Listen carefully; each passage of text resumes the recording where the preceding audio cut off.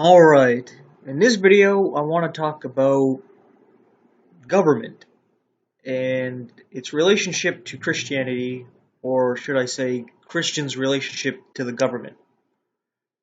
Now, there's a verse in Romans where Paul talks about, obeying government authorities. And this verse here is interesting here. It says, "But chiefly them that walk after the flesh in the lust of uncleanness and despise government, presumptuous are they, self-willed, they are not afraid to speak evil of dignities." So this makes it seem as though you should just obey the government. The government is set up by God, such as we read in Romans, and if you speak out against the government and the dignities, such as the presidents and chancellors and what have you, then you are following the lust of the flesh and you're self-willed and presumptuous and what have you. Yet, I have a couple of things to say about this before I actually read this chapter, which I thought was kind of interesting, is that does God expect you to obey as an American? Does God expect you to obey the government of the Russians, the Chinese, the Iranians, the Israelis, of Italy, of the Congo? Does he expect you to obey those governments? I'm assuming you're going to say no, right? Because they don't have any jurisdiction over you, right? Well, that's the same case in America. The United States of America is just a city-state known as Washington, D.C., and only has jurisdiction over that city and only is able to, uh, what's the word I'm looking for here?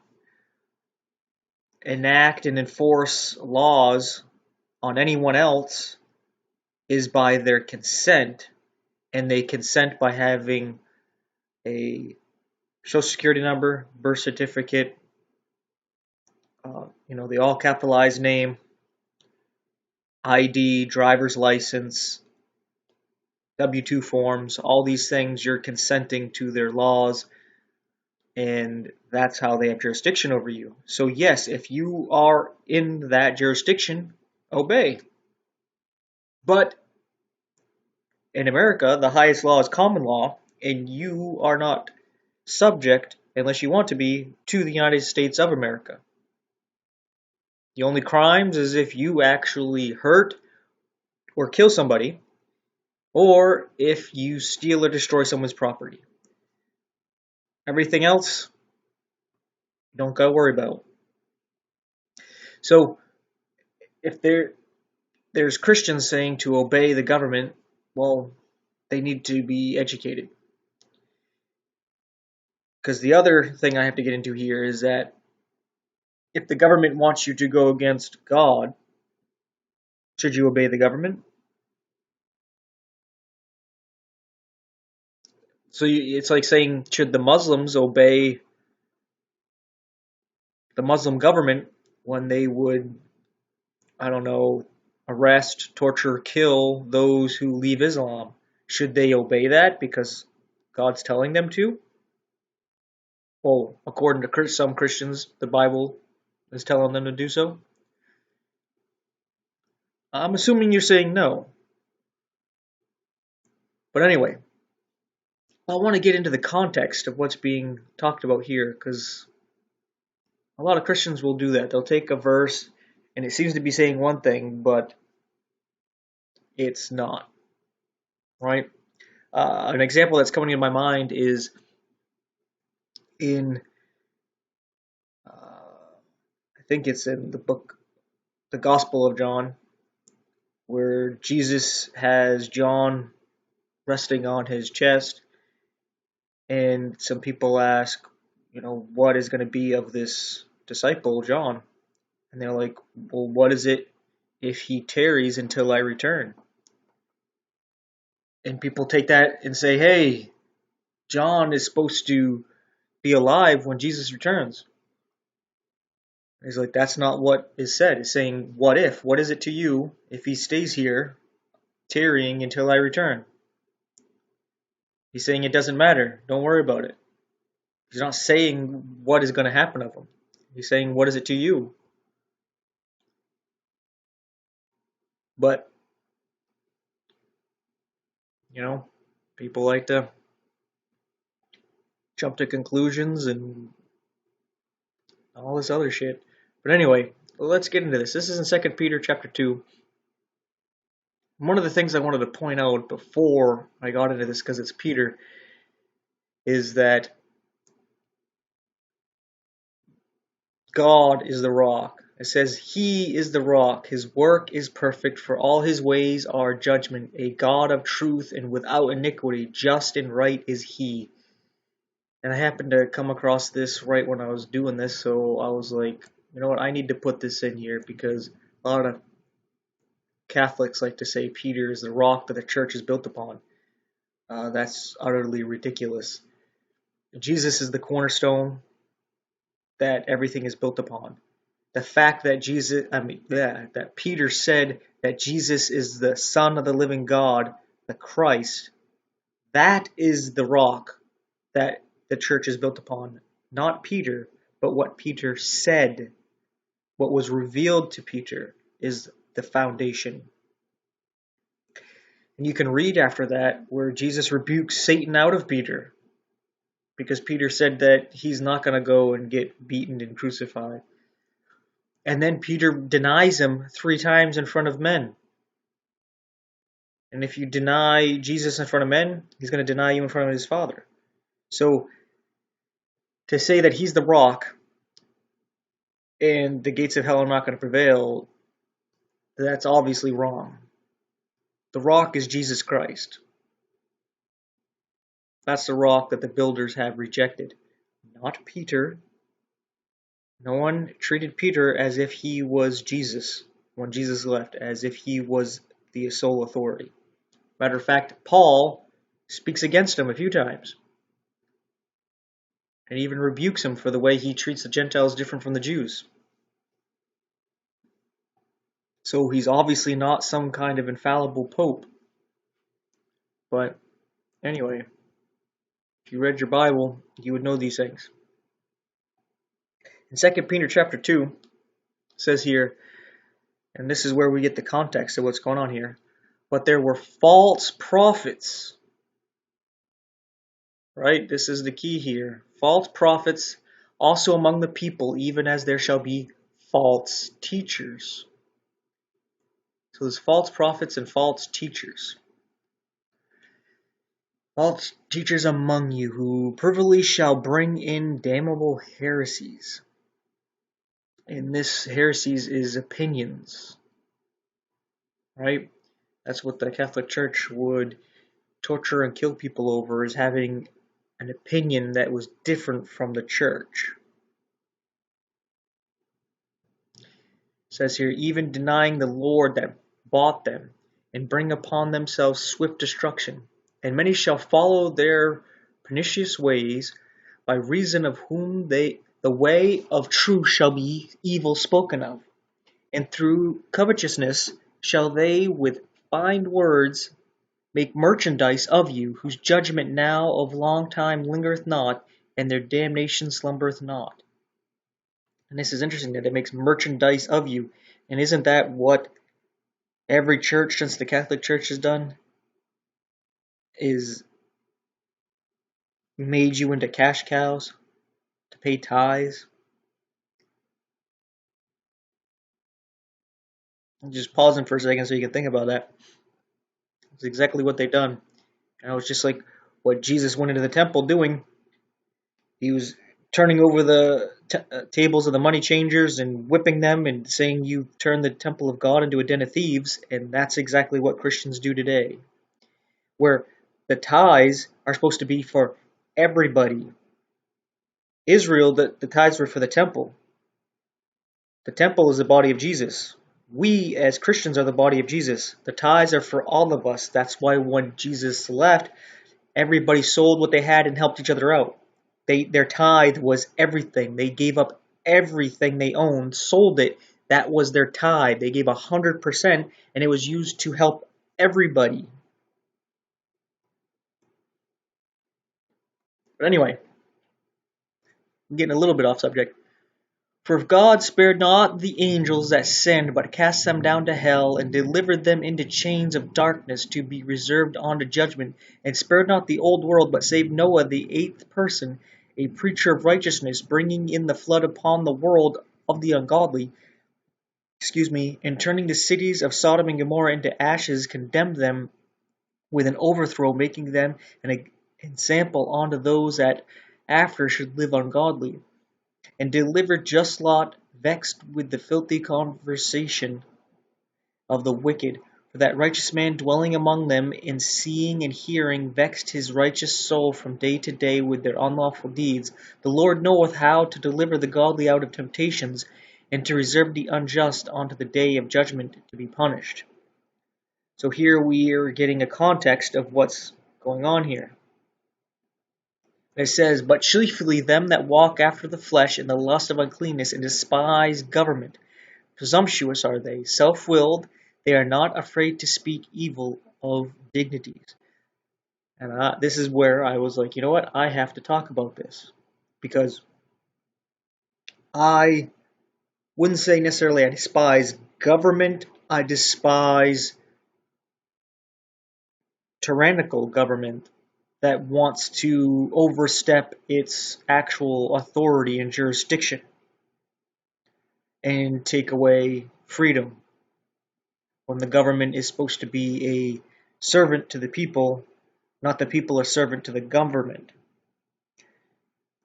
And speaking evil of dignities, well, if dignities are evil, we should call it out, right? Even though you shouldn't just speak evil of them just to speak evil of them because you don't like the position they're in or you're jealous of them or whatever your reasoning is. If a president is a murderer, like he killed somebody, call him a murderer. If he lies, call him a liar. If he steals, call him a stealer or a thief.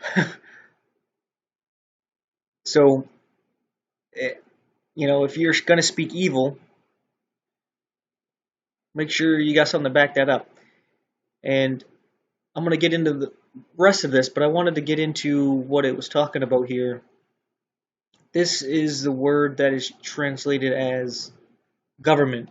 It says lordship, divine or angelic lordship, domination, dignity, usually with reference to celestial hierarchy.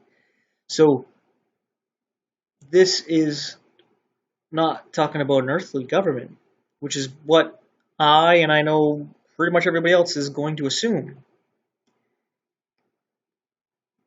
That this is some kind of earthly government. But these people are false prophets, false teachers, right? And they're doing ungodly things.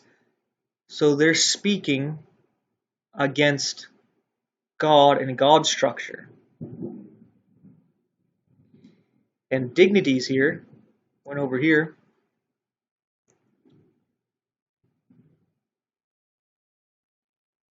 This is kind of weird how it says opinion, praise, honor, glory. Honor, renown, glory, and especially divine quality, the unspoken manifestation of God, splendor. So, just want to make sure this is the right word here. See, doxa.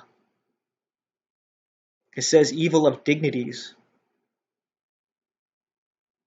So, it's talking about a divine structure, divine rulership, divine lordship, as it says here, and the opinions basically of that divinity here. But we have it translated as government dignities. And I would have to look up more what that word means, because maybe that had some other meaning in the time of King James, or maybe has some meaning that I'm not aware of, but I always thought dignities were government officials of some kind. But maybe I'm wrong. Maybe there's more meaning to it. I'll look that up at the end of this paragraph here. It says, whereas angels, which are greater in power and might, bring not railing accusations against them before the Lord, but these, as natural brute beasts, made to be taken and destroyed, speak evil of the things that they understand not, and shall utterly perish in their own corruption, and shall receive the reward of unrighteousness, as they that count it pleasure to ride in the daytime.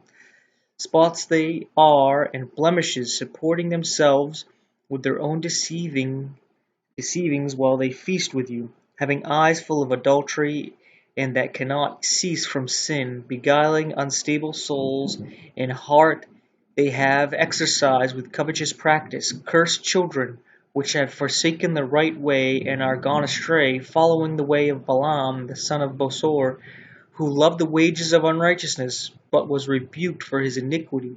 The dumb ass speaking with man's voice forbade the madness of the prophet. So getting into the context of all of this has to do with false prophets, false teachers like Balaam, who tried to get Israel, God's people, to sin because it was the only way to do anything to them, because you can't curse what God has blessed. And he was trying to curse them for money. And the only way to do it was to get them to curse themselves because they're blessed by God. So this is talking about false prophets and false teachers coming against God's structure of government in his honor, his glory, his opinion. And when you say it like that, opinion, you might think, oh, that's just God's opinion. No, well, God's opinion is the truth. His point of view compared to yours is truth, and yours is utter dog shit.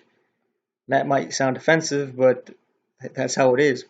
You might have some kind of wisdom among men, and even wisdom in my eyes, but that's from our point of view and our limited knowledge and limited experience. But anyway, I just wanted to get that out because this stuck out to me.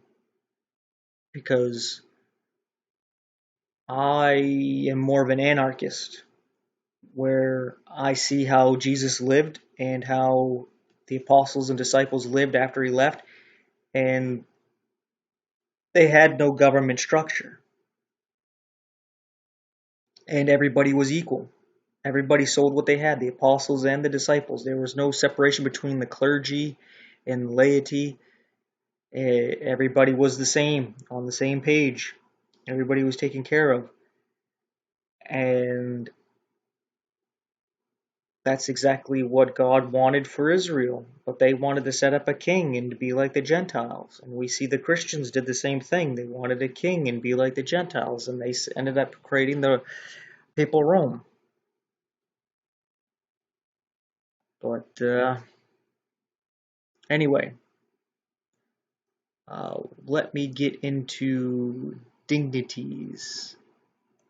I want to, maybe I can highlight it and just look it up without having to type it in.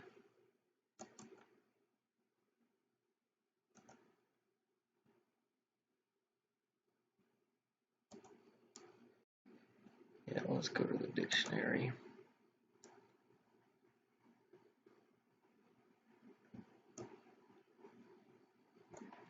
The quality or state of being worthy of esteem or respect, inherent nobility and worth, the dignity of honest labor, poise and self-respected, stateliness and formality in manner of appearance, the respect and honor associated with important position, a high office of rank.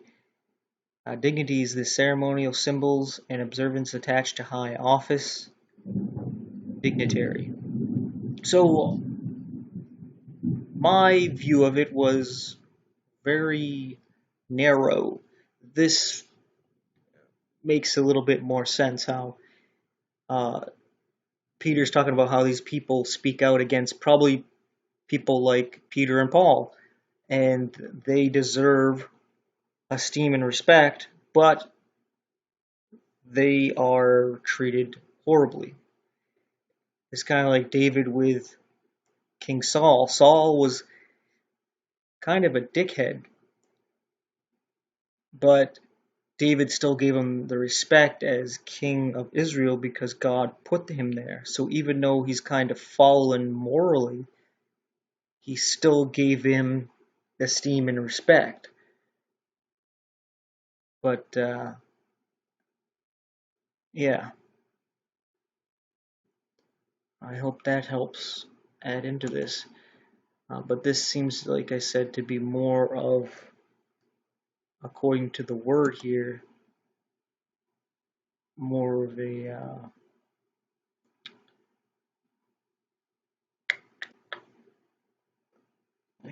words right in front of my face, a divine, godly government, a lordship.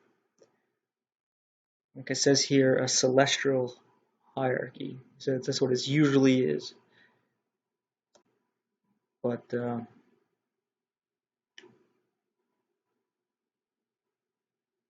yeah, anyway, that is that. Thanks for watching and take care.